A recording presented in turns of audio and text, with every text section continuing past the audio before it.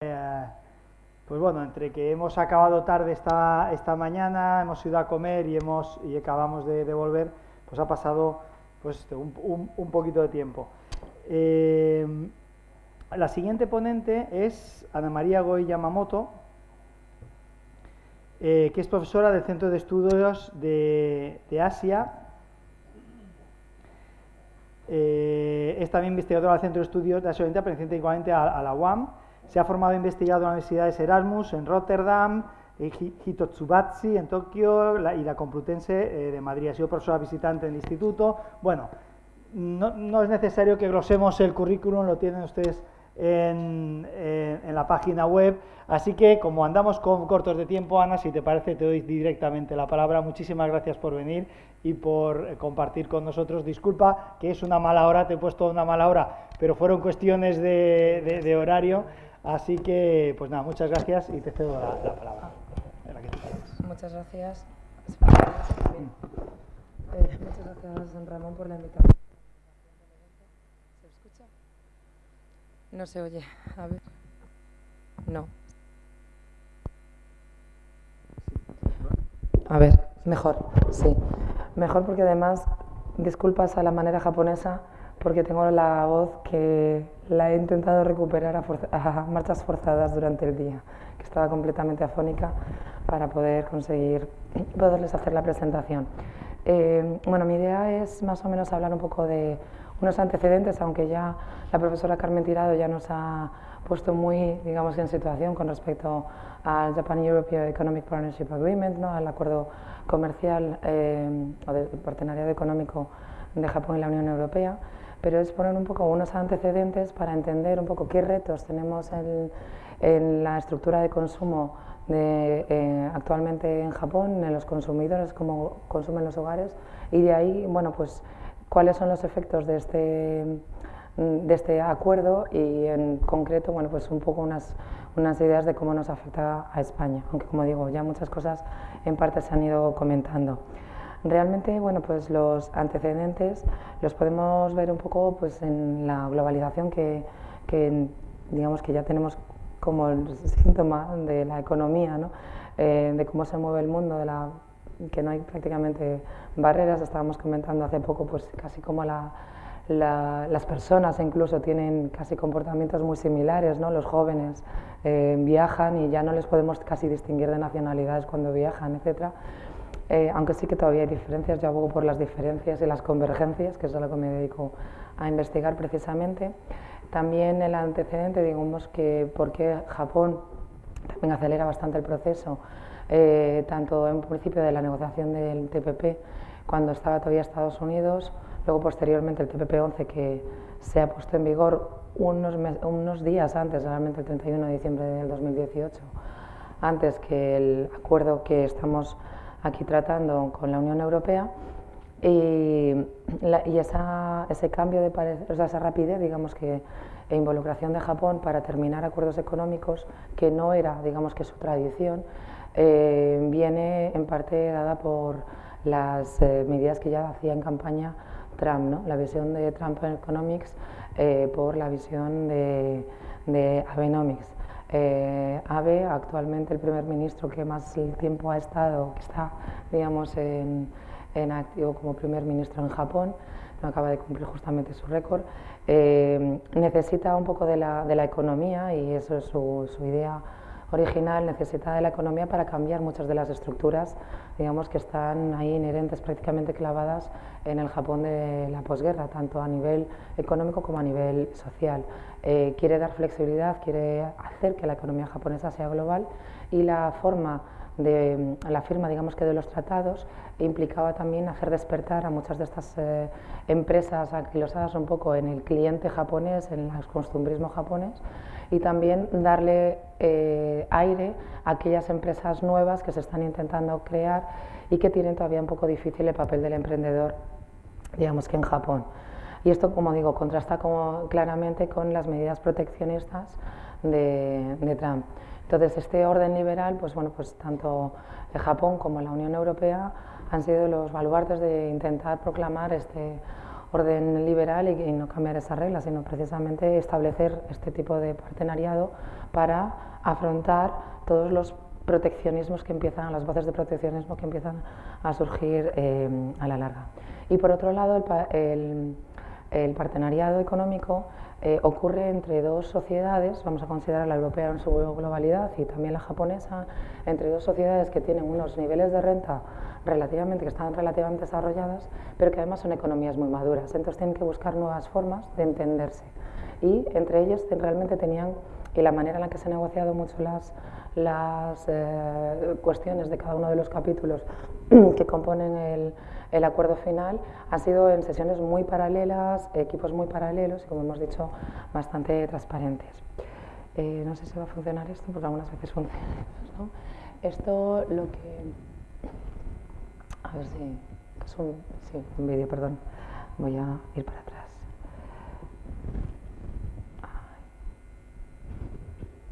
Esto es un vídeo que muestra, digamos, no sé si se puede ver, no, pero no sé si se puede ver la bola, es que con el cursor no lo puedo hacer porque si no se para o se va. La bola roja arriba del todo, gracias, un puntero. La bola roja de arriba del todo, esta es Japón.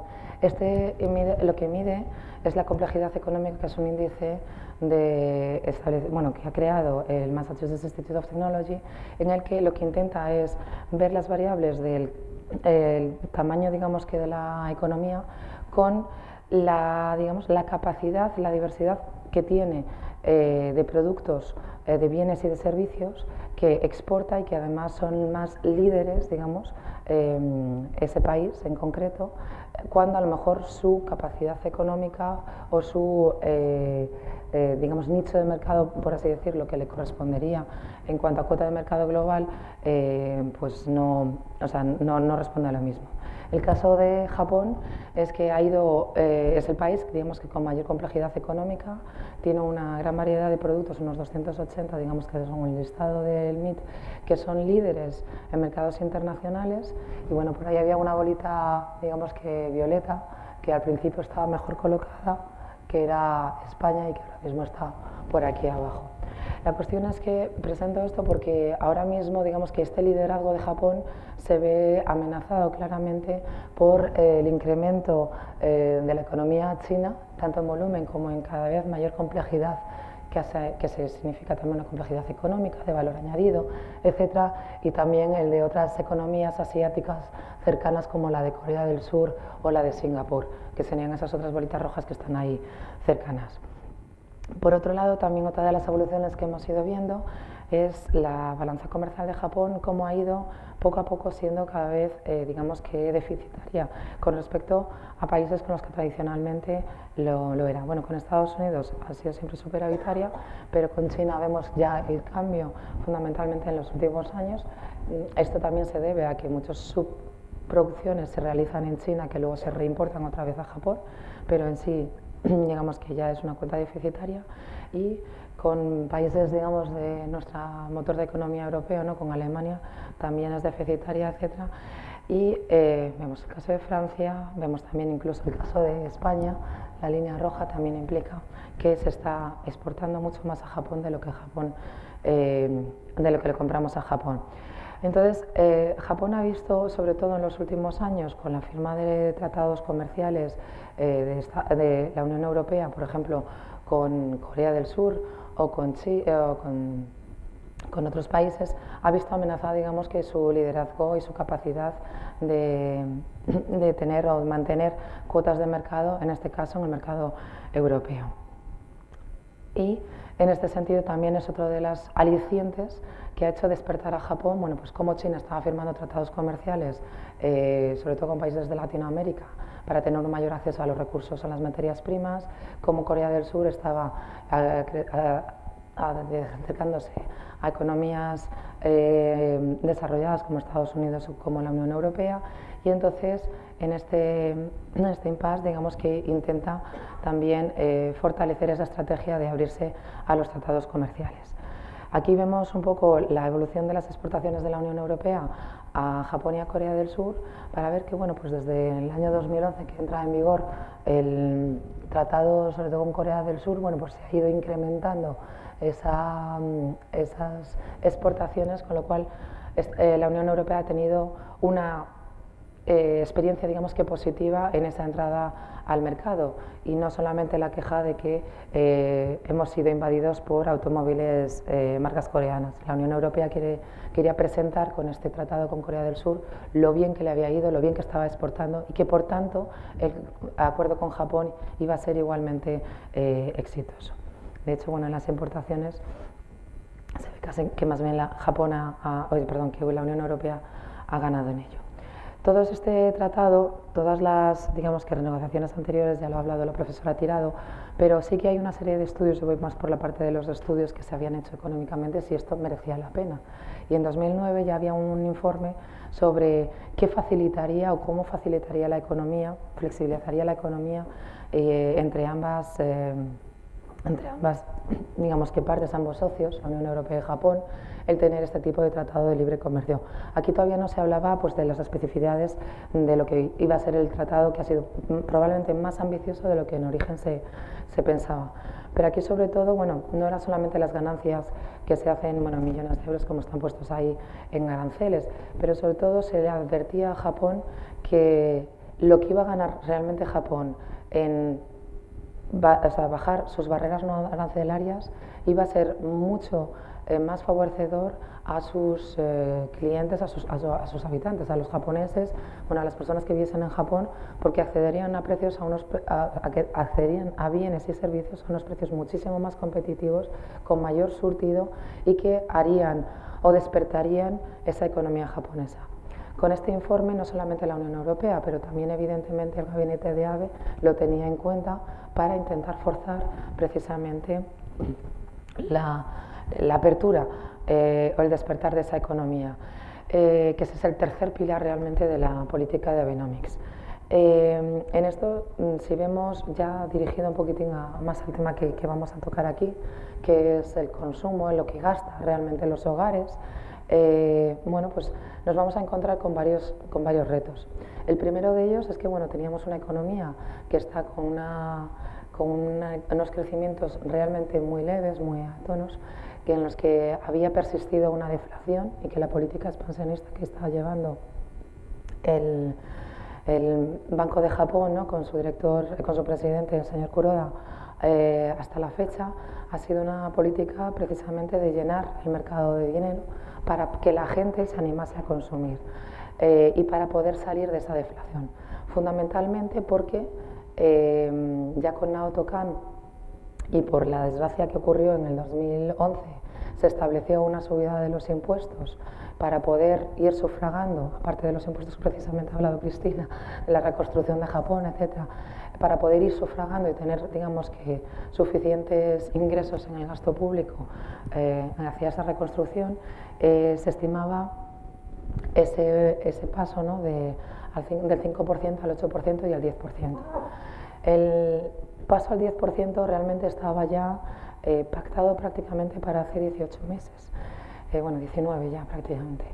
Pero en esos momentos coincidía con que la economía japonesa todavía no había salido de ese periodo de ruptura con la deflación, aunque ya empezaba a tener signos de inflación, pero no del 2% como estimaba el presidente del Banco de Japón. Todavía no estábamos pasando ese momento.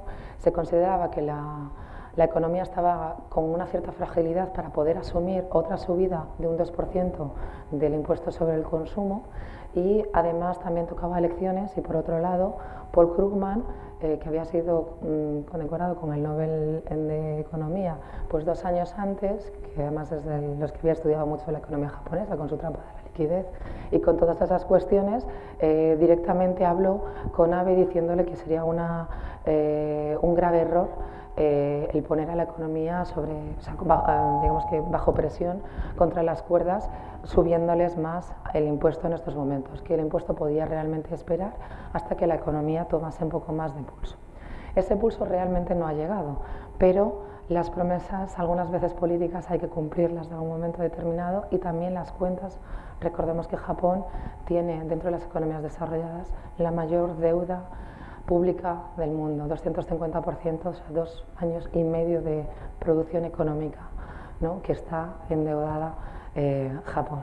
Es verdad que también tiene una capacidad de tesoro público y otra serie de cosas que equilibran y que no ponen a Japón en bancarrota, en un estado de bancarrota.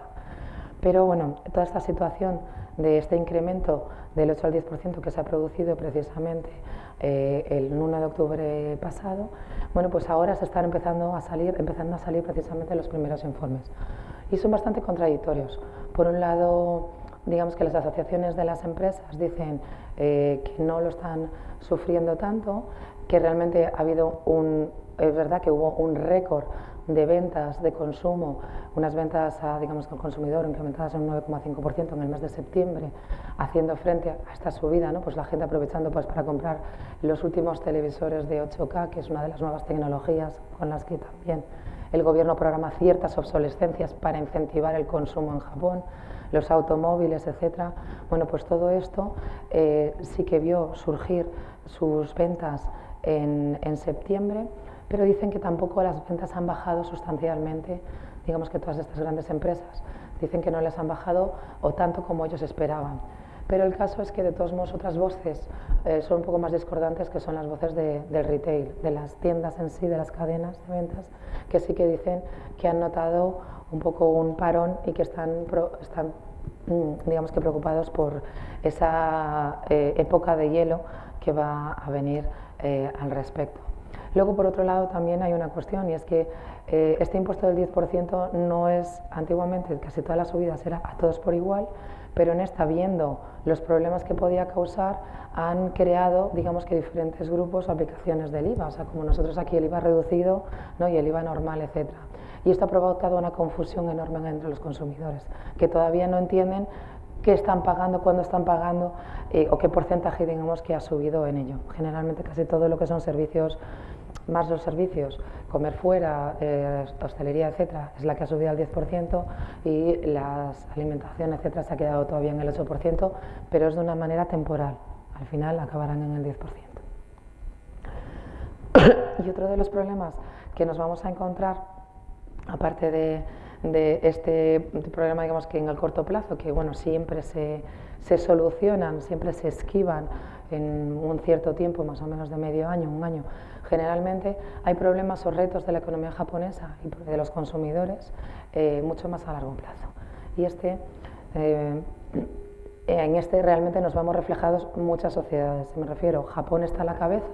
Japón nos ha enseñado lo mal que funcionan alguna serie de políticas públicas a la hora de tener una burbuja económica, por ejemplo, un crash de la burbuja en los años 90, lo hemos aprendido en el año 2008. Japón nos está enseñando también los problemas que puede dar una sociedad envejecida.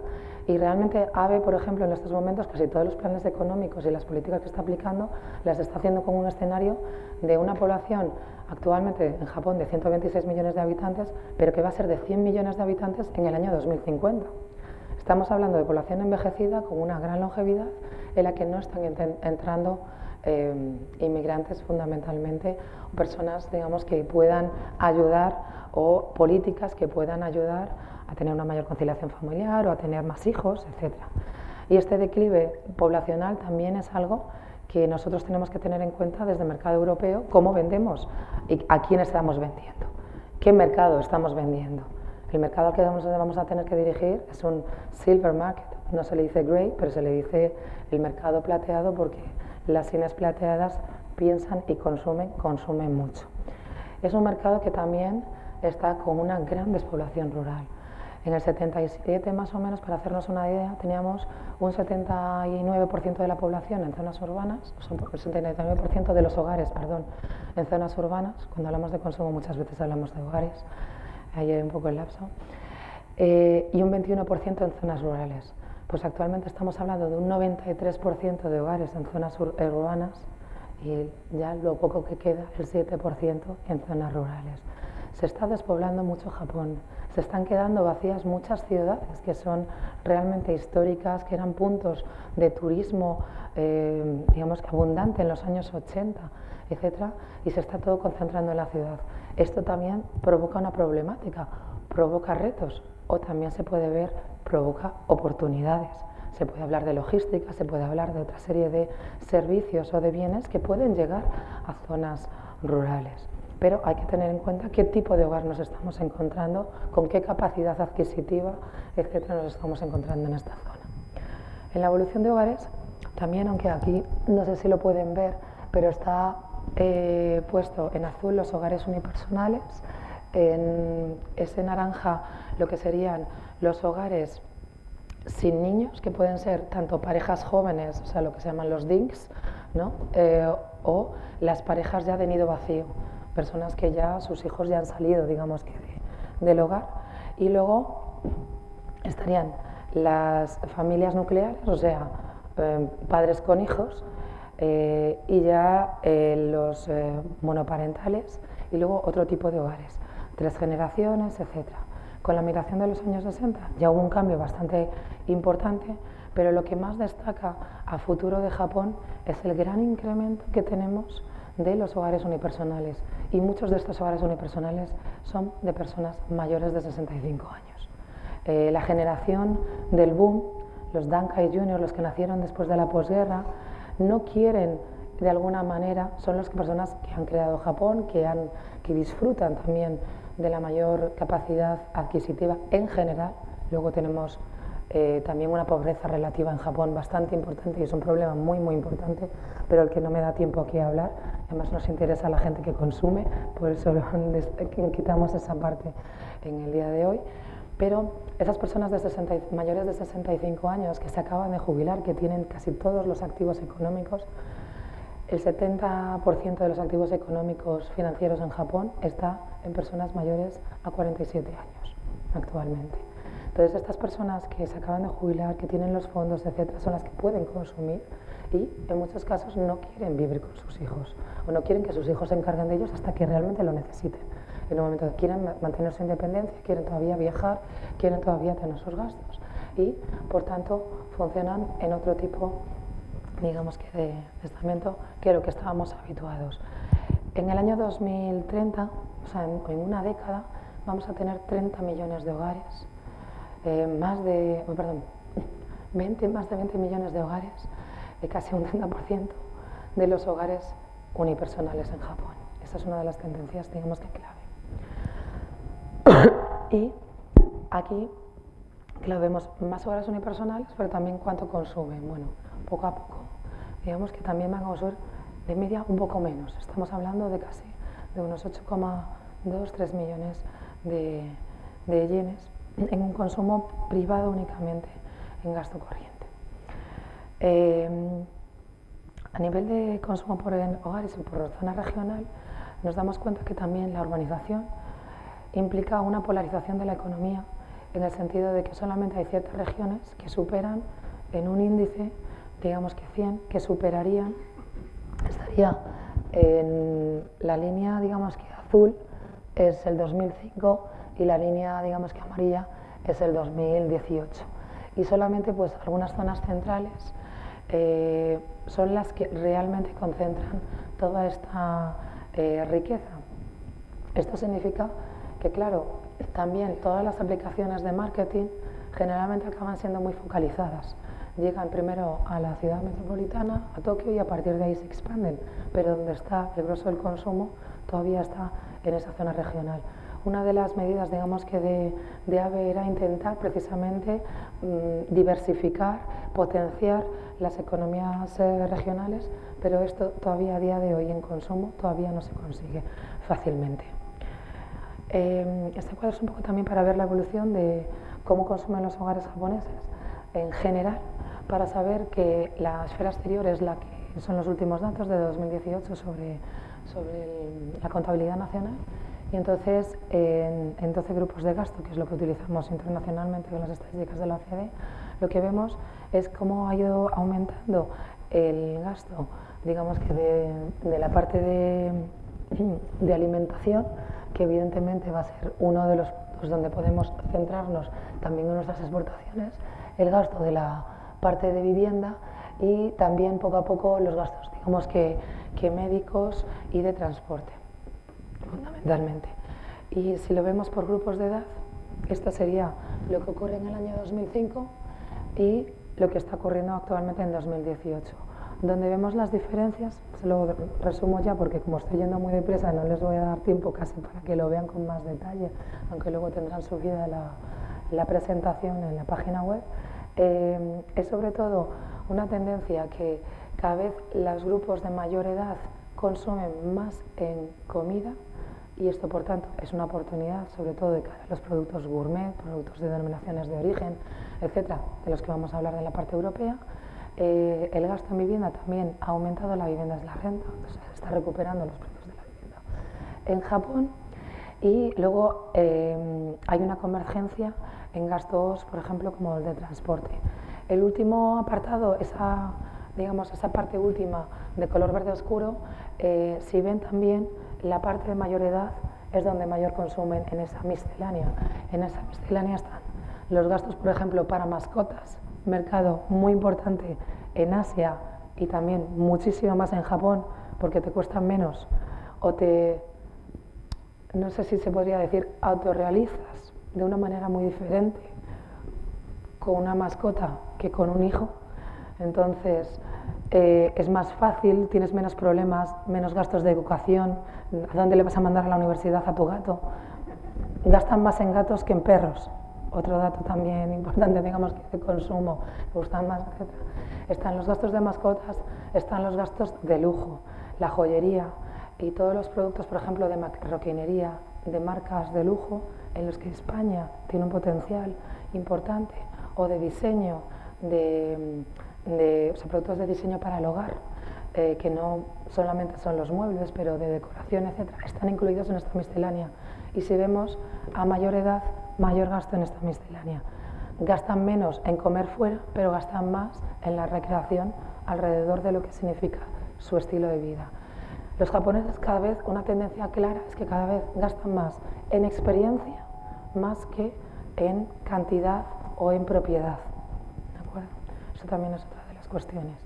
Entonces, otra de las cuestiones, así también he empezado a hablar del lujo por esa miscelánea, es que en los estudios de McKinsey, de la consultora McKinsey, que hace ciertas oleadas, digamos que de información sobre el mercado del lujo, se detecta que a partir del año 2014 los japoneses empiezan a perder ligeramente el amor por el lujo. Pero esto no es del todo cierto. Realmente hay una polaridad en la que hay un grupo muy escaso, que se quiere diferenciar mucho más. Esto del mito de la homogeneidad en la sociedad japonesa es un mito desde hace décadas, que no se cumple desde hace décadas. Se creó en un momento determinado, se pensó así, pero realmente los datos o las estadísticas y las investigaciones cualitativas también, no cuantitativas, también ofrecen esto. Se crea un grupo muy elitista con marcas, digamos, de extremo lujo, pero lo que se ha creado es un mercado de un lujo asequible. Marcas de lujo del grupo de Louis Vuitton o de Hennessy, ¿no?, que podemos encontrar desde Louis Vuitton, desde Guy Lagos, etc. Son marcas que se han convertido, digamos, que en asequibles por la necesidad también de llevar la marca, no por el hecho de llevar únicamente la marca, sino por la calidad que eso da, por la imagen que eso da y porque no vas a comprar una falsificación. Ahora estamos en campaña de Navidad en falsificaciones, por lo menos en Madrid. Esto en Japón, digamos, intentan no hacerlo. Entonces, esto también que ha ocurrido, que sobre todo si nos damos cuenta, la gente joven también ha cambiado un poco también sus percepciones. Ellos no van a comprar una casa, no van a comprar un coche, no les interesa, pero sí podrán comprar algún objeto asequible de una marca de lujo. Exceptuando ese grupo, digamos, los demás sí que han ido perdiendo un poco. Entonces, por eso hablamos un poco de la polarización, pero hay un mercado para ello. Y entonces, ¿esto qué oportunidades? Bueno, pues nos da ya la última parte. Pues por un lado, para darnos una idea un poco de las exportaciones que hacemos de la Unión Europea a Japón, por sectores, efectivamente la parte, digamos que la parte de agricultura es un porcentaje importante, pero también también es todo lo que son las semimanufacturas, todos los productos industriales, ¿no? como comentamos ahí. Y luego todo lo que son manufacturas de consumo, que es esa parte verde, que es una cuarta parte de las exportaciones que nosotros realizamos en Japón.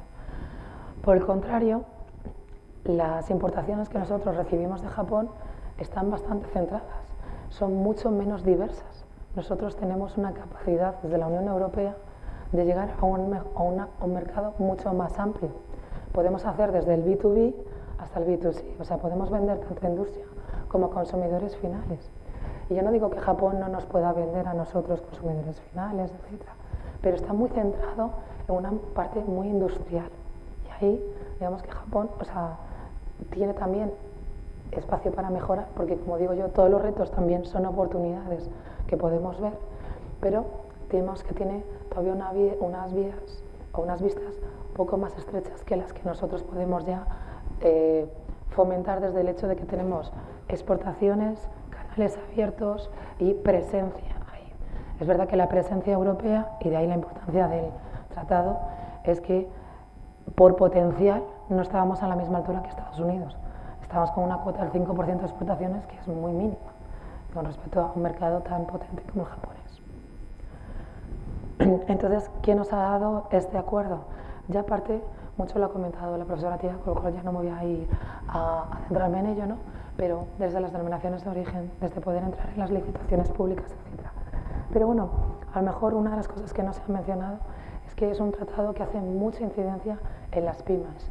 Hay un capítulo, el capítulo número 20, que está exclusivamente dedicado a las pymes, y esto es,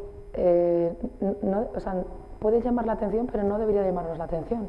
El 93-96%, depende de los países, de las empresas que exportan a Japón son pymes. Si no, vayan mirándose las gráficas de cada uno de los países y lo verán. Y en Japón, el último censo de empresas hecho en el 2016, el 77% de las empresas japonesas tienen 10 personas, 10 trabajadores. Estamos hablando igualmente de pymes.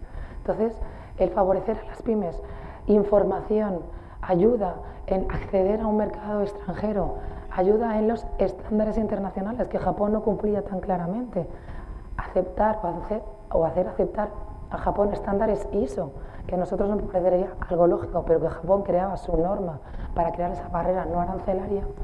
Entonces, esto es muy importante de cara al futuro de las oportunidades de negocio. Y en esas oportunidades, pues vemos muchos mercados en los que podemos explotar esta fase. Hay algunas cosas que no se han todavía trabajado en el tratado, como la resolución de conflictos en cuestión de inversiones, es un poco la parte del arbitraje la que está en boga, y la protección de datos, de la que va a hablar precisamente mi compañera Nagascom posteriormente.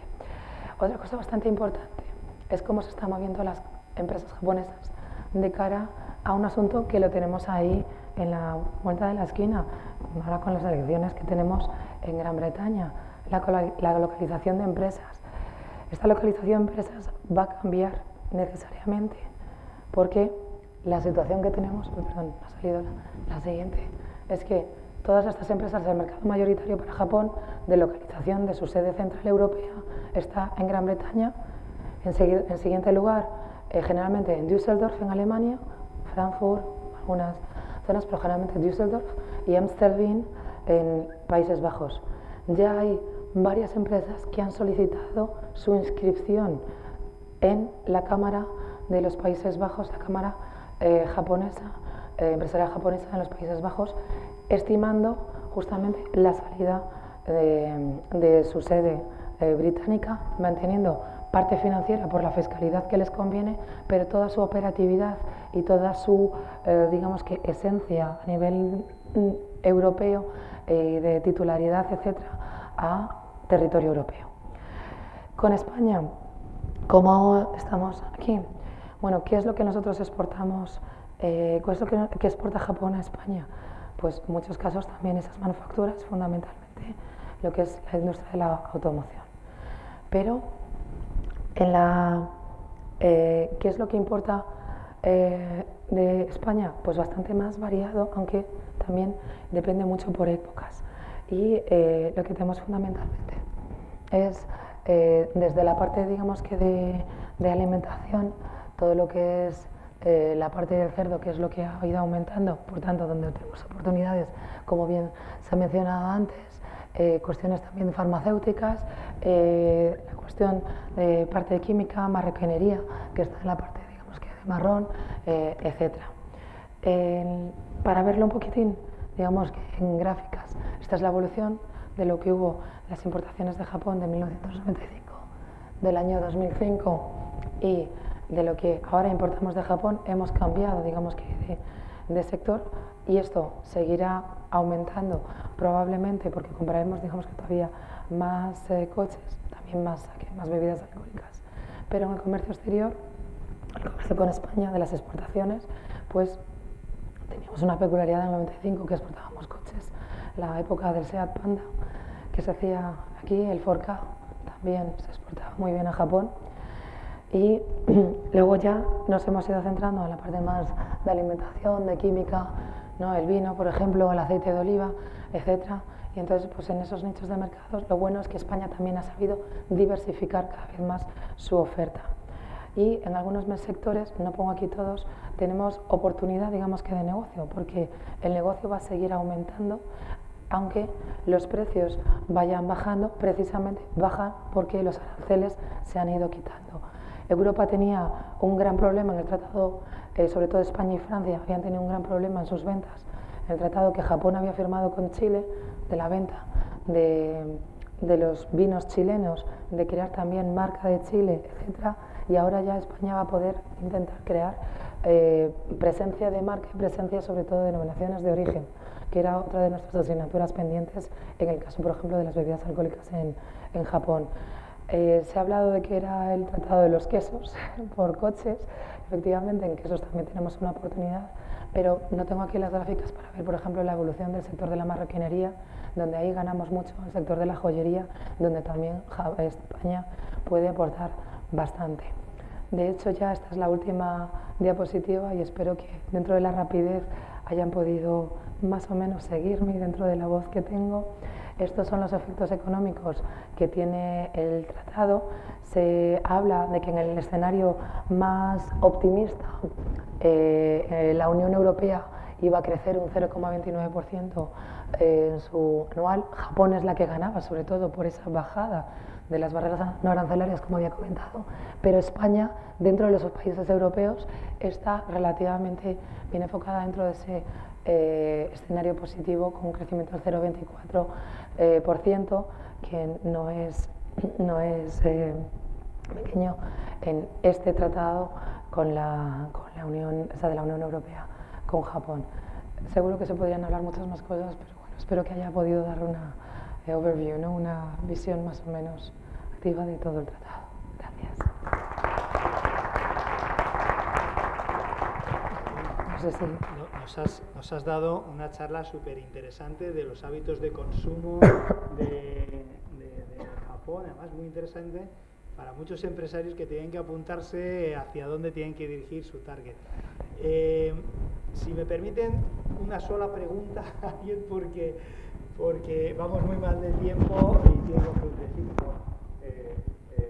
Un informe demográfico donde salían las empresas que hay, por ejemplo, en Gran Bretaña, estaría bastante, no tantas como a lo mejor en Países Bajos o en Alemania, pero puede ser que el Brexit haga replantearse todos estos tratados que estamos teniendo ahora con Japón al mismo país, porque teniendo en cuenta las empresas que tiene allí, ¿cómo podría afectar esa salida de la Unión Europea y que pues tuviera que hacer las aduanas?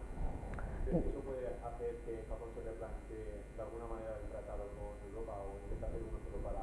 No, el tratado con Europa ya está cerrado, bien pactado. Es un tratado que además al final ha dado mucha alegría.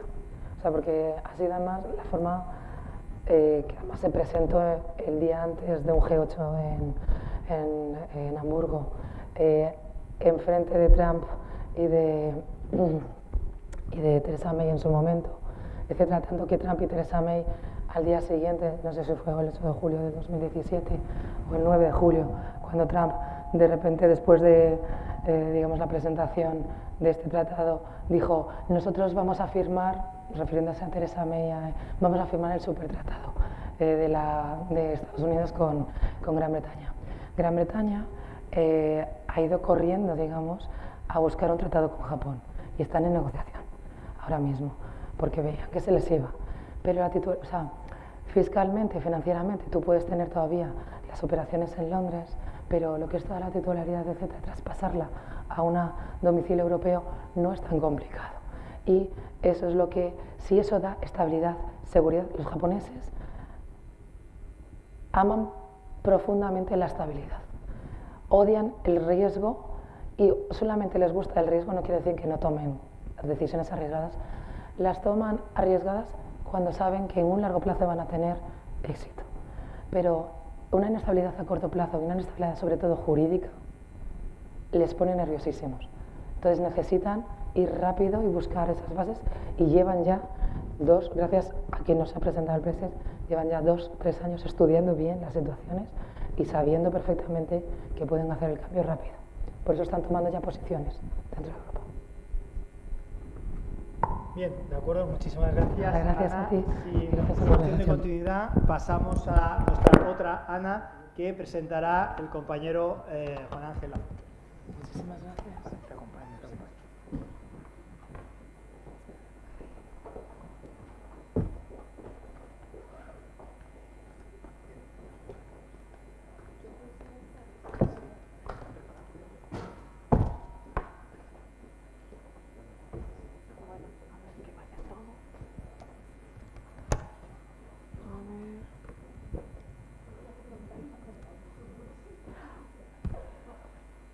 Necesito la contraseña.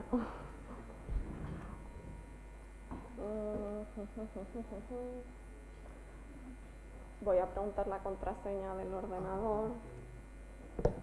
¿O la sabemos? No, yo no tengo. Por eso.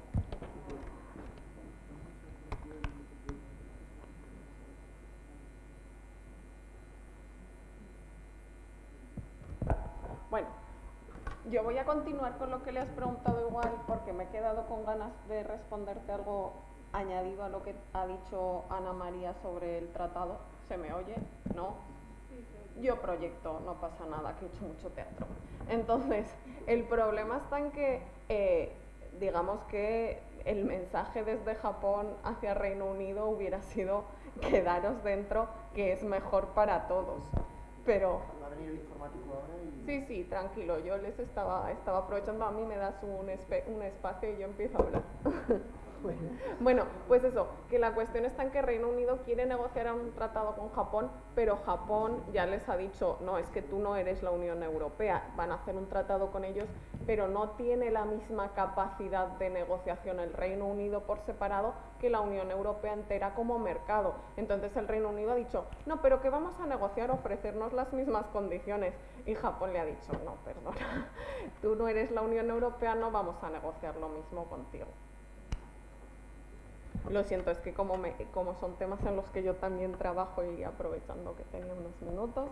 Bueno, pues ahora también voy a aprovechar yo, mientras viene el informático, y lo que ha comentado antes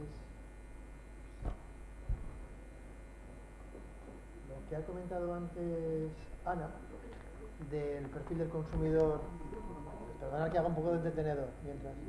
Micro. Lo que ha comentado antes Ana sobre el perfil del consumidor japonés, que es totalmente cierto.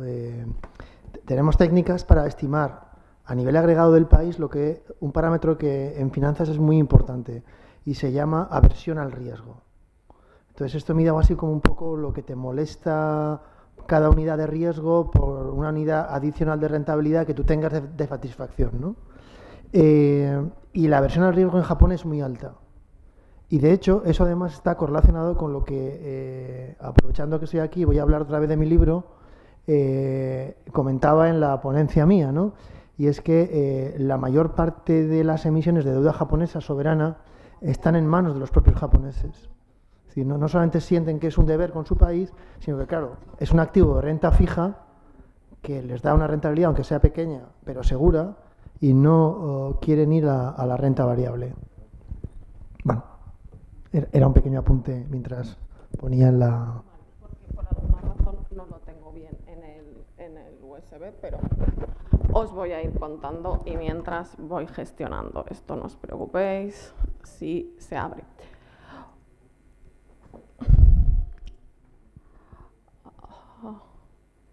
¿O no? Bueno, gracias a Dios yo necesito menos gráficos que Ana María, así que si no pudiera abrirlo por lo que fuera, os lo puedo contar, pero es mejor si...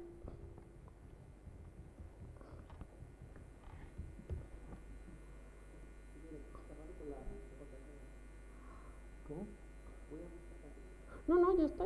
Es porque tengo un problema con el... Ah, eso sí que lo voy a necesitar. Se ha encendido el cañón, yo creo que es a lo mejor... Falta de conexión con el... Solución F5 creo que es algo así, ¿no? No, para que dé señal desde ahí. Sí, voy a darle.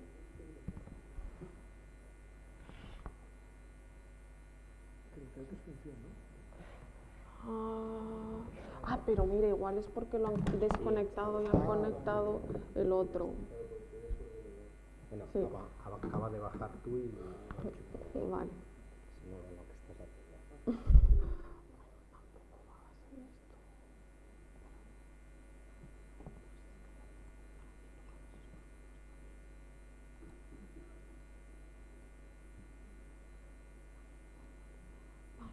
A ver, entonces esto... Vale.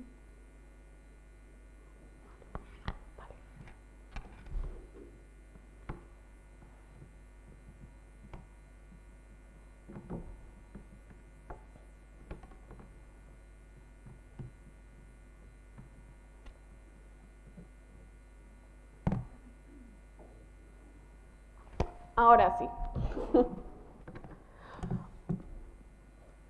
No. Hola. Vale. Bueno, pues siento los problemas del directo. ¿Empiezo? ¿Sí? Bueno, ¿Me presenta?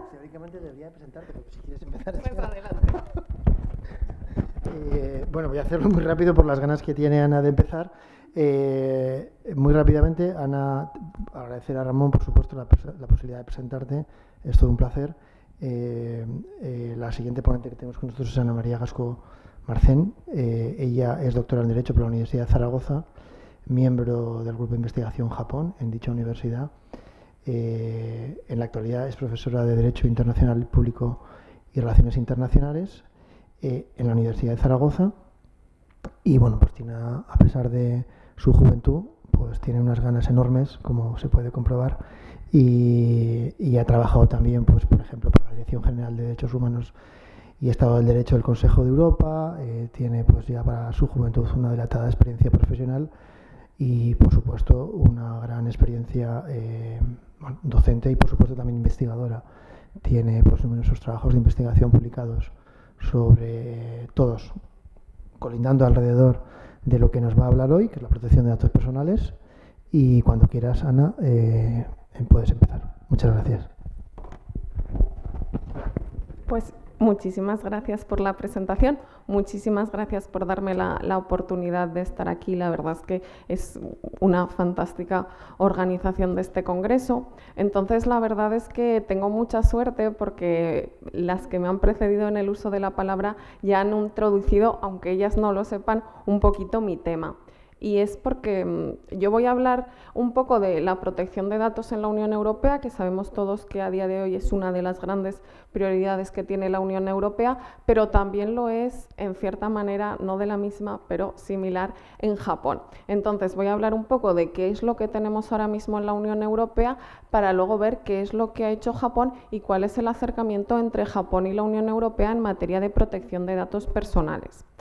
Primero voy a dar un poco el contexto de qué es lo que está ocurriendo en la Unión Europea, aunque un poco todos lo conocemos. Sabemos que algo que compartimos tanto Japón como la Unión Europea es que somos dos sociedades altamente digitalizadas y en concreto en la Unión Europea Llevamos desde los años 50 buscando tener un mercado común, ahora un mercado único, pero lo cierto es que en lo que se refiere al mundo digital todavía no hemos llegado a tener un auténtico mercado único digital, pero era una de las grandes prioridades de la Comisión Europea, cuyo mandato va a terminar, esperemos, a finales de este mes, y es una de las 2 prioridades que va a tener la próxima Comisión Europea, que va a dirigir todo lo que es el trabajo de la Unión Europea durante los próximos 5 años.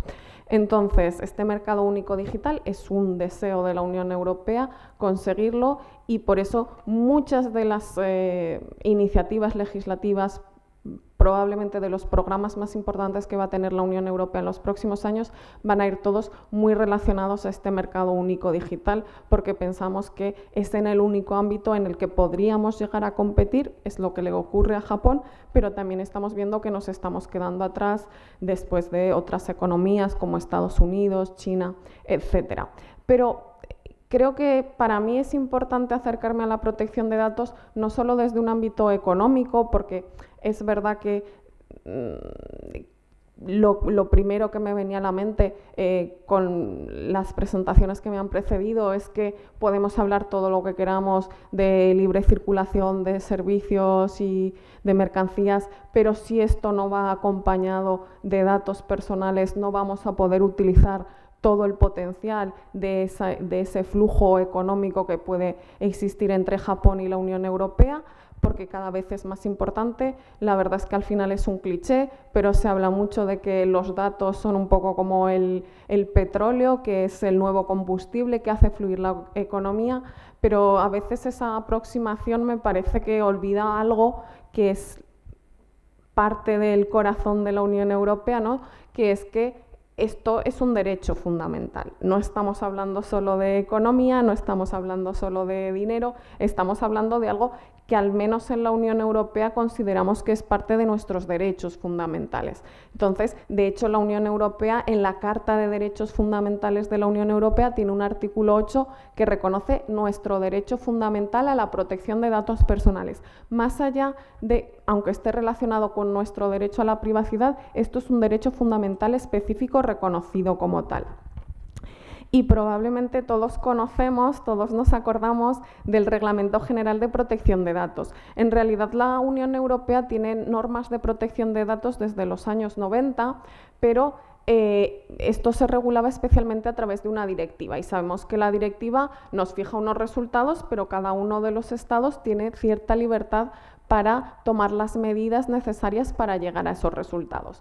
Consecuencia, al final en la Unión Europea teníamos un régimen jurídico fragmentado. Las empresas, si querían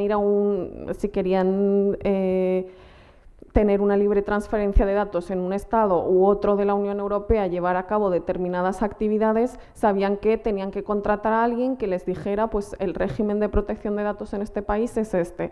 Para adecuarte a nuestras normas tienes que hacer esto y esto. Y eso en cada uno de los 28 Estados miembros de la Unión Europea. Entonces se consideró que eso no era económicamente satisfactorio, y la Comisión Europea decidió que deberíamos de tener una regulación que sea común, y eso es lo que tenemos ahora mismo con el Reglamento General de Protección de Datos, que se aplica por igual en toda la Unión Europea. Bueno, por igual no, porque como nos teníamos que poner de acuerdo los 28 estados, creamos muchas excepciones, pero sí que es un régimen único, ¿no? Entonces, probablemente nos acordemos todos, al menos del año pasado, cuando a todos nos llegaron un montón de spam, de emails, de ¿podemos seguir teniendo sus datos personales en nuestra base de datos? Eso es porque empezó a aplicarse este Reglamento General de Protección de Datos. Y lo que hace este reglamento es que fija derechos que ya teníamos, igual os suenan los derechos ARCO, que son acceso, rectificación, cancelación, oposición, pero crea nuevos derechos, como la limitación de datos, como el derecho de supresión, que es lo que conocemos todos como derecho al olvido, que Internet nunca olvida, pero tenemos derecho a esa supresión, ¿no?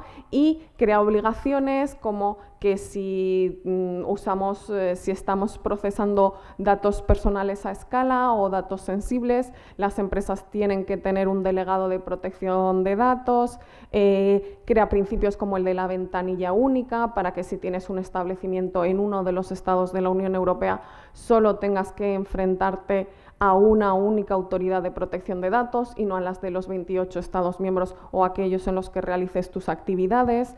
Tiene otra serie, en realidad son más de 100 páginas, no os voy a contar todo el Reglamento General de Protección de Datos, pero tiene cosas interesantes como la obligación de notificación cada vez que haya una violación de la seguridad de protección de datos personales. Y solo quería decir que esto es solo una parte de cómo se regula la protección de datos en la Unión Europea. Tenemos también una directiva de privacidad electrónica, que es la que regula todo este tema de las cookies, que os sale siempre cuando entráis en una página nueva. Bueno, eso está bastante desfasado y la Unión Europea lleva un par de años intentando aprobar un reglamento, pero los Estados no se ponen de acuerdo. Tenemos otra directiva porque esto no se aplica a la policía. Existe un reglamento que es único para la Unión Europea. Pero bueno, fundamentalmente, si nos tenemos que quedar con algo, deberíamos quedarnos con el Reglamento General de Protección de Datos, que a su vez en España va acompañado, ya sabemos, de una ley orgánica. Bien, eso, visión así panorámica en no sé cuántos, 5 minutos de cómo funciona la protección de datos en la Unión Europea. ¿Y por qué les interesa esto a los japoneses? Esta es una foto de mi amiga Rosana hace un par de años que fue a una librería en Japón y encontró una especie de cómo funciona el Reglamento General de Protección de Datos para tontos, ¿no? Una explicación de ese reglamento en japonés. Y diréis vosotros, ¿pero por qué tienen un libro sobre el Reglamento General de Protección de Datos en una librería en Japón? Bueno, porque en Japón también se aplica el Reglamento General de Protección de Datos. Este reglamento tiene un efecto extraterritorial. ¿Qué quiere decir esto? Que el reglamento se aplica a todos los procesadores y controladores cuyo establecimiento está en la Unión Europea, eso sí que es territorial, pero además se aplica a todos aquellos que oferten bienes y servicios a dichos interesados en la Unión Europea, aunque su establecimiento principal está en Japón, o que sus actividades vayan dirigidas al control del comportamiento de los usuarios en la medida en que éste tenga lugar en la Unión Europea, paguen o no paguen dinero por los servicios, con lo cual esto afecta a unas cuantas empresas japonesas. Y además es muy motivador el Reglamento General de Protección de Datos respecto a su cumplimiento porque lleva aparejadas sanciones tremendamente elevadas. Es decir, si tú incumples el Reglamento General de Protección de Datos, hay una serie de sanciones, estas son las más elevadas, pero puedes llegar a pagar 20 millones de euros. O lo que es peor, si eres una empresa grande, un 4% del volumen de negocio total anual global en todo el mundo. Pensemos lo que supone eso para Facebook o para Google. Como llevamos ya 1 año y medio de aplicación del reglamento, podemos hacernos una idea de que las sanciones más altas, que de hecho las ha propuesto la autoridad del Reino Unido, porque todavía están dentro, son de 200 millones para British Airways, unos 100 millones para los hoteles Marriott y, bueno, ya mucho más abajo, pues a Google, por ejemplo, los franceses le han puesto 50 millones de euros, pero eso es solo el principio, ¿de acuerdo? Vamos a ver sanciones mucho más elevadas y todavía los irlandeses, que es donde está el establecimiento principal de muchas de las empresas que he mencionado, todavía no han puesto ninguna sanción y son los que controlan a WhatsApp, Facebook, etcétera. También ellos no son muy amigos de las sanciones porque no quieren que esas empresas se marchen de Irlanda, pero bueno, veremos qué pasa, todos atentos a lo que ocurrirá a principios del año que viene, que empezarán a poner las primeras sanciones. Bien, pero no solo es que el Reglamento General de Protección de Datos tenga un efecto extraterritorial y haya empresas japonesas que tienen que cumplir con las normas del Reglamento General de Protección de Datos, es que si nosotros queremos sacar datos personales desde la Unión Europea hacia afuera, ¿de acuerdo? Fuera de las fronteras de la Unión Europea, tenemos que asegurar que este régimen de protección, que es de los regímenes de protección más elevados del mundo, se mantiene cuando mandemos fuera esos datos. ¿Y eso cómo lo podemos asegurar? ¿Cómo vamos a asegurar que esos datos personales están igual de protegidos cuando salgan fuera de nuestras fronteras? Que hablo de fronteras, pero es hacer así, clic. Bueno, Pues hay varias maneras, ¿de acuerdo? Una, hoy que hemos tenido aquí varias multinacionales, probablemente igual ellos tienen algunas de estas, son las normas corporativas vinculantes. Si tienes una multinacional, creas unas normas internas dentro de la organización que te sirvan para mover, independientemente de dónde están las distintas partes de tu entramado empresarial, pueden circular los datos porque tienes unas normas internas que aseguran que tú estás manteniendo esa protección de los derechos, esa protección de los datos personales. Esto, ahora que están haciendo muchos cálculos en el Reino Unido de cuánto les va a costar el Brexit en estos temas, una multinacional le puede salir por unas 250.000 libras el empezar a mover el tema de las normas corporativas vinculantes, además de que llevan un mecanismo de aprobación bastante complejo. Así que para las pymes ni hablamos. La otra posibilidad son las cláusulas tipo de protección de datos. Estas son unas cláusulas que ya te vienen prediseñadas por la Comisión Europea, aprobadas, tú las metes en el contrato y entonces te quitas problemas, pero todo lo que ponen las cláusulas lo tienes que cumplir y no puedes cambiar ni una coma. En el momento en el que cambies una coma ya no sirven, o sea que si tú vas a firmar un contrato con alguien y quiere negociar las cláusulas, no lo puedes hacer.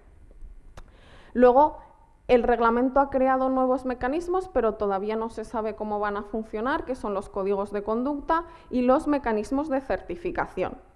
Y por último, tenemos en lo que se apoyan muchas compañías, que es el consentimiento. Bueno, pero es que a mí me han dicho que puedo mandar los datos fuera.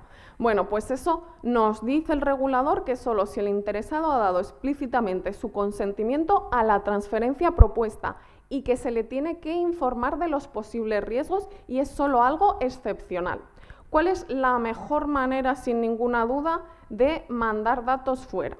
Y esto lo saben los japoneses. Es una decisión de adecuación. Si la Comisión Europea dice que en un país el nivel de protección de datos es equivalente al que hay en la Unión Europea, se pueden mandar datos personales a ese país sin ningún tipo de mecanismo, de contrato, no tienes que hacer absolutamente nada. Como podemos suponer, esto es lo mejor para las pymes, porque muchas no se pueden pagar el tener un asesor que le haga unas normas compatibles, incluir determinadas cláusulas en los contratos. Lo mejor para las empresas es contar con una de estas decisiones de adecuación. Bien, pero no es tan sencillo porque necesitamos que la Comisión Europea reconozca que tenemos un nivel de protección que sea similar. Y no solo miran cuáles son las normas. ¿Tiene este país normas de protección de datos? No, eso no es suficiente. ¿Tiene una autoridad independiente que hace cumplir las normas? ¿Están poniendo sanciones a la gente que incumple? ¿Qué pasa con los servicios de inteligencia? ¿Pueden acceder a esos datos? Es decir, es un examen realmente muy detallado. No solo las normas, sino también su aplicación, que haya una, ya os digo, una autoridad de protección de datos independiente, y esto ya lo ha reconocido la Unión Europea a varios países, a Suiza, Argentina, Uruguay, Israel, Nueva Zelanda, Andorra e incluso a Estados Unidos, que eso ya lo ha destruido el Tribunal de Justicia, pero hemos vuelto a hacer otro acuerdo con ellos. ¿De acuerdo? Porque sabemos que la protección de los derechos personales en Estados Unidos es la que es. Entonces, la pregunta ¿es en Japón la protección de datos personales equivalente a la que hay en la Unión Europea? Bueno, los japoneses decían que no, la Unión Europea no lo tenía tan claro, entonces lo que han tenido que hacer los japoneses es modificar su normativa de protección de datos para ponerla en línea con la europea, porque las empresas japonesas estaban haciendo mucha presión porque querían que se reconociera ese nivel de adecuación para que fuera mucho más sencillo que fluyeran los datos personales entre la Unión Europea y Japón. Bueno, ellos tenían una ley de 2003, bastante floja, quizás de las más flojas de su entorno, y en 2015 la modificaron, la pusieron en línea con los criterios de la OCDE, con la legislación europea, y además crearon, que esto es increíble, no tenían una autoridad de protección de datos en Japón. No tuvieron una hasta 2016. Pensemos que el tiempo que tiene la Agencia Española de Protección de Datos Personales, y nunca pensamos que somos un estado tan avanzado. Bueno, pues Japón hasta 2016 no tenía. Entonces, ¿es esta ley, ha sido la modificación de esta ley suficiente? Pues por un lado sí que han avanzado mucho, han empezado a converger con las normativas europeas de protección de datos personales, pero otra de las ideas que tenían para modificar su ley de protección de datos personales era que se estaban quedando atrás respecto a China, a Estados Unidos, en lo que se refiere a utilización de Big Data. Ellos tenían muy buenas infraestructuras, pero no estaban innovando lo suficiente porque no estaba claro qué es lo que se podía y qué es lo que no se podía hacer. Entonces, el problema está en que no puedes hacer una cosa y la otra a la vez. Han creado muchas posibilidades de utilizar datos de manera anónima, pero que no son anónimos. También las sanciones por incumplimiento son realmente muy divertidas, porque lo que hemos visto que en España, por ejemplo, bueno, no sabemos a cuánto te podrían condenar, pero ya sabemos que hay condenas de 200 millones de euros. El máximo en Japón son el equivalente a unos 4.000 euros. Ese es el máximo. También te pueden poner 1 año de pena de cárcel, pero no lo han hecho nunca, o sea que es una pena que está ahí, pero no se utiliza. Entonces, si ponemos la normativa europea y la normativa japonesa y las comparamos, la respuesta en puridad, si nos fijamos bien en los detalles, es que no tienen el mismo nivel de protección de datos. Entonces me diréis, pues ya está. Pues no. ¿Por qué? Porque tenemos el acuerdo de asociación económica y necesitábamos, para poder utilizar todo el potencial del acuerdo de asociación económica, que pudieran fluir los datos entre la Unión Europea y Japón. Entonces dijeron, necesitamos una solución un poco ocurrente. Y lo que han hecho los japoneses es sacar unas normas extra, más allá de su normativa de protección de datos, que se van a aplicar solo a los datos que vengan de la Unión Europea. Así que, por ejemplo, en la Unión Europea, datos como tu orientación sexual o si formas parte de un sindicato están especialmente protegidos. En Japón no, pero ahora si vienen de la Unión Europea, ese tipo de datos también se protegen especialmente. O no había determinados mecanismos de reclamación, se han creado, pero solo para los datos que provienen de la Unión Europea. Esto a mí me parece que no es la mejor manera de avanzar. La mejor manera de avanzar es, si tú vas a crear un mayor nivel de protección, créalo para todo el mundo, créalo para tus propios nacionales, no solo para los datos que vienen de la Unión Europea, que de hecho, por ejemplo, es lo que está haciendo Corea. Bueno, pero con esa pequeña triquiñuela, con esas normas que se aprobaron específicamente solo para los datos que venían desde la Unión Europea, la Comisión Europea dijo que sí, que ya tenemos un nivel equivalente de protección. Entonces, justo coincidiendo más o menos con la entrada en vigor del Acuerdo de Asociación Económica, la Comisión Europea adoptó una decisión de adecuación, o sea que a día de hoy los datos personales pueden fluir libremente entre la Unión Europea y Japón. Es verdad que, como se criticó mucho desde determinados sitios, por ejemplo, este tipo de decisiones se suelen revisar cada 4 años, con Japón van a ser cada 2 años, o sea que es posible que dentro de 2 años cambie la comisión de opinión, pero es tremendamente improbable.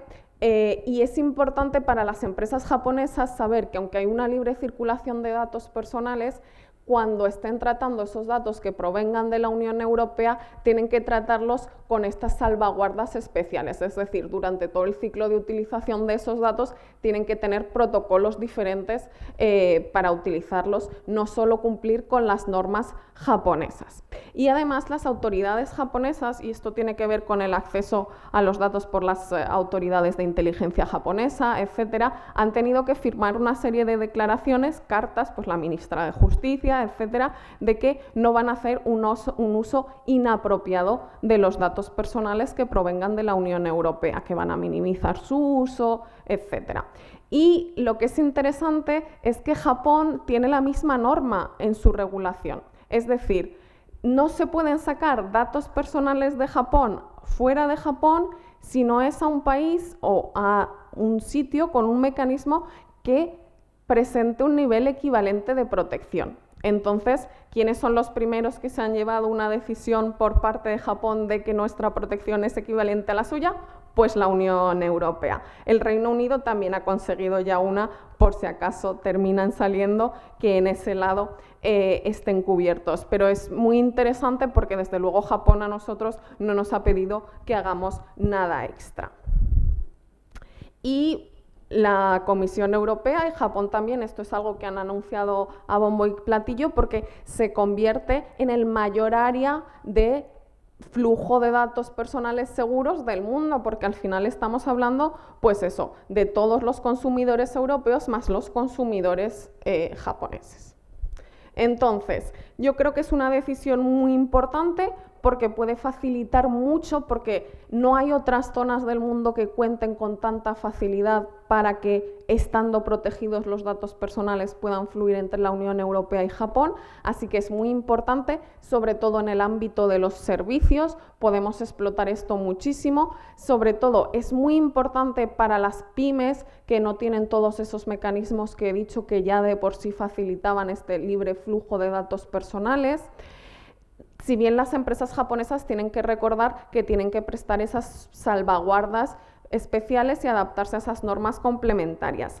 Decir que quizás, y en esto vuelvo a esa aproximación de derechos fundamentales, se ha criticado mucho, y no me refiero a por ONGs ni nada, el Parlamento Europeo, el Comité Europeo de Protección de Datos tenían muchas dudas sobre esta decisión de adecuación, pero se ha primado el interés económico, el hecho de tener una decisión de adecuación que vaya en paralelo al acuerdo económico. Y yo creo que eso es un poco peligroso, no para Japón es magnífico, pero de cara al futuro de la Unión Europea, como esta es la primera decisión que se adopta después de que se empiece a aplicar el reglamento, nos va a servir un poco de modelo, y es un modelo que podría haber sido más estricto, porque ahora hay muchos otros estados llamando a la puerta, India, México y sobre todo el Reino Unido si sale de la Unión Europea, y vamos a utilizar el modelo que hemos utilizado con Japón, que creo que no es el mejor, pero desde luego para las relaciones económicas entre Japón y la Unión Europea desde luego es una gran noticia. Y muchas gracias por vuestra atención.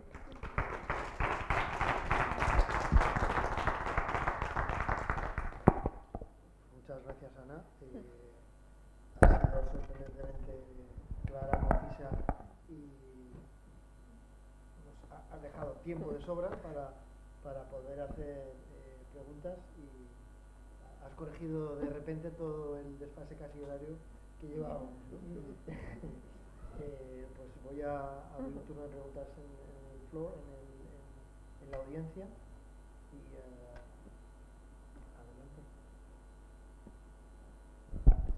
Muchas gracias, Carmen. He sido breve a propósito porque os veo cara de cansancio, de madre mía, podríamos haber estado ahora durmiendo la siesta y nos están hablando de protección de datos, que es un poquito complicado, pero de verdad animaros a la conversación porque yo creo que es lo más importante, y si no puedo seguir hablando un rato de datos personales y eso es una amenaza real. Carmen, por favor.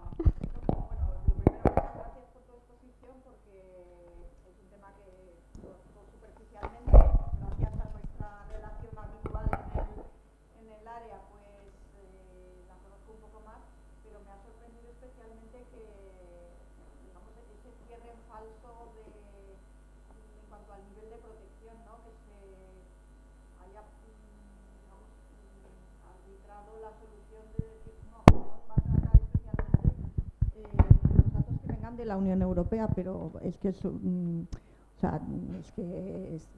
una solución ridícula, porque los datos de los europeos pueden venir, pueden llegar a Japón de una fuente distinta, y en ese caso habría un tratamiento diferente. ¿No se ha pensado en buscar una solución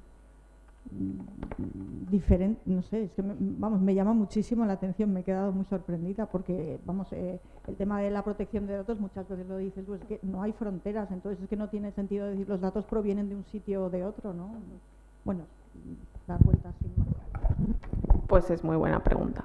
En realidad, la cuestión está en que Japón cambió su normativa de protección de datos para ponerla en línea con la de la Unión Europea, pero a la vez querían que fuera una oportunidad para promover la innovación en Japón y el uso del Big Data. Entonces ellos mismos hicieron, su decisión fue: vamos a acercarnos a la normativa de la Unión Europea, pero no vamos a ser tan exigentes, ¿de acuerdo? Entonces ellos han avanzado mucho, pero no querían tener una legislación que estuviera totalmente en línea con la de la Unión Europea porque tenían también otras prioridades, ¿de acuerdo? Entonces, la verdad es que cuando a la Unión Europea le interesa mucho un acuerdo de estos, lo consigue. Por ejemplo, es de todos conocido que el nivel de protección de datos que hay en Estados Unidos no es el mismo que la Unión Europea. ¿Qué es lo que hicimos con Estados Unidos? Como no podíamos tener una decisión de adecuación, hemos hecho una especie de mecanismo particular en el que las empresas dicen: yo me apunto a esto del escudo de privacidad y voy a cumplir con todos estos, con todas estas exigencias. Y luego los estadounidenses nos han mandado unas cartas de: no os preocupéis que no vamos a espiar los datos de la gente de la Unión Europea, y si los espiamos, no os preocupéis que tendréis un mecanismo para quejaros, que han tenido 2 años sin nombrar a la persona que se tenía que encargar de ese mecanismo, que bueno, en fin. Entonces, la cuestión está en que si a la Unión Europea le interesa mucho, busca maneras. Igual que buscamos una manera con Estados Unidos y ese sistema se llevó al Tribunal de Justicia de la Unión Europea, que lo declaró nulo, y hemos hecho un nuevo apaño parecido con Estados Unidos, que ya está otra vez ante el Tribunal de Justicia de la Unión Europea y que es posible que lo declare nulo otra vez, y que es lo que podría ocurrir también con la decisión de Japón. Lo que pasa que no hay tanto interés en que se declare nula este tipo de decisión por la carga política, etcétera, que tiene la decisión de Estados Unidos. Bueno, pues dijimos, pues tenemos que llegar a alguna solución de alguna manera, y además cuanto más rápido mejor, para que caiga a la vez que el acuerdo de asociación económica. Entonces, ellos no iban a cambiar su norma otra vez. Teníamos que buscar una solución creativa. Y yo he leído gente diciendo: madre mía, qué creatividad, qué flexibilidad tiene la Unión Europea para llegar a acuerdos que parecían complejos, cómo se buscan soluciones. O sea que lo que igual yo critico, hay otros que les parece un alarde de ingeniería jurídica. La cuestión es que nos hacía falta y lo hemos hecho, pero tiene problemas, puede anularlo el Tribunal de Justicia si quisiera en su momento, y aparte a mí me parece que con Corea también hace mucho tiempo que tenemos negociaciones para que tengan una decisión de adecuación, y Corea ha dicho: no, yo voy a mejorar mi normativa, que la normativa coreana es probablemente la más estricta de Asia, pero ellos no tienen una autoridad independiente, o tienen varias, pero no son completamente independientes, y Corea ha decidido: no, yo voy a mejorar toda mi normativa de protección de datos. Y le está llevando mucho más tiempo, pero porque están mejorando la protección de datos, no de los datos que vienen de la Unión Europea, de todos, para todos los coreanos. O sea, el gobierno japonés ha hecho una decisión suya de decir: nosotros queremos el acuerdo, pero no queremos un mayor nivel de protección de datos, pues vamos a hacer este apaño. Y la Comisión Europea, que esto es algo que no había pasado nunca, ha dicho: pues sí, pues adelante. Entonces, ya te digo, es una manera de compaginar los intereses económicos con los intereses de protección de datos. Lo que pasa que igual la balanza, desde mi punto de vista, pues ha ido hacia un lado en vez de hacia el otro. Y el Parlamento Europeo y el Comité Europeo de Protección de Datos, que se tenían que manifestar sobre el borrador de la Comisión, critican muchas cosas, pero nunca dicen: di que no, di que no. Eso no lo dicen, dicen: estamos muy preocupados, habría que aclarar esto, habría que mejorar esto otro. Pero la Comisión dijo: es que sea claro eso, mejor eso otro, me puedo pegar otros 2 años y no llego a tiempo. Y dijeron: muchas gracias por sus comentarios, y aprobaron la decisión igual. Pero al final el Parlamento Europeo es donde estamos representados todos, y tenían muchas preocupaciones sobre puntos concretos de la decisión.